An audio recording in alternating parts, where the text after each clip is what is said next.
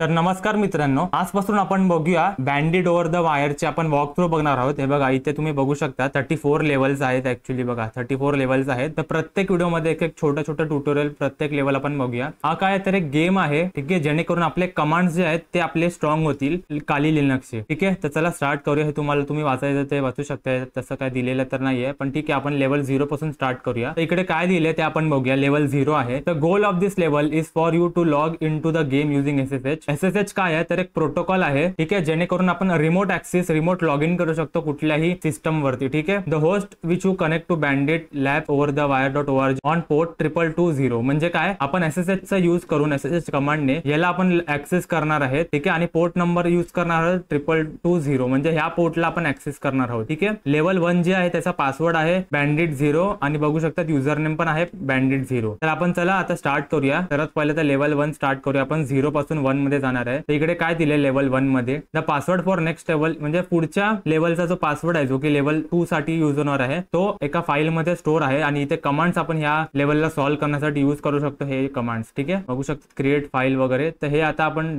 Directly आता इथे terminal open करा, मी तुम्हाला सांगतो आता। ठीक आहे, कसं आपण लॉग इन करायचं तर सर्वात पहिला कमांड टाका जी की आहे SSH, त्यानंतर बँडिट। तर मी काय करतो इथून सिम्पली कॉपी पेस्ट करतो हे वाला। ठीक आहे, बघा हे जे दिलंय बँडिट 0 हे इथून कॉपी पेस्ट करा, Ctrl+C आणि इकडे Ctrl+Shift+V ने पेस्ट करा। ठीक आहे, त्यानंतर पोर्ट द्या -P 2220 आणि इकडे पोर्ट द्या -P 2220। ठीक आहे, याच्यामध्ये आपल्याला अजून काय द्यायचं होतं तर आपल्याला युजर नेम द्यायचा होता। तर युजर नेम काय होता तर बँडिट 0। ठीक आहे, ऍट बघू शकतात, नीट बघून घ्या काय आहे तर बँडिट 0 @bandit.labs.org-p 2220 एवढं सिंपल एंटर करा। आता मी एंटर करतो। ठीक आहे, आपण लेवल 0 मधून लेवल 1 मध्ये चाललोय। ओके, तर हे असं जर काय आलं तर सिंपली येस करा। ठीक आहे, असं जर काय आलं तर येस करा आणि आपल्याला इथे पासवर्ड विचारतोय तर पासवर्ड इकडे आपल्याला दिला होता, बघू शकता तुम्ही लेवल 0 मधून जाण्यासाठी। तर एक पासवर्ड होता बँडिट 0, हे बघू शकता तिकडे बँडिट 0 इथे दिलाय। तर तोच मी इथे एंटर करतो जो की आहे इथे। तुम्हाला दिसणार नाही पासवर्ड मी काय एंटर करतोय ते, ठीक आहे, पण तो बॅकग्राऊंड मध्ये एंटर होतोय। तसं मी एंटर केलं तसं आता बघू शकतात आपण बँडिट 0 मध्ये आलोय। आता नेक्स्ट लेवलला जाण्यासाठी आपण काय करू शकतो तर सिंपली ls कमांड टाका। ls ने काय होतं तर जे पण काही डिरेक्टरीमध्ये स्टोअर आहेत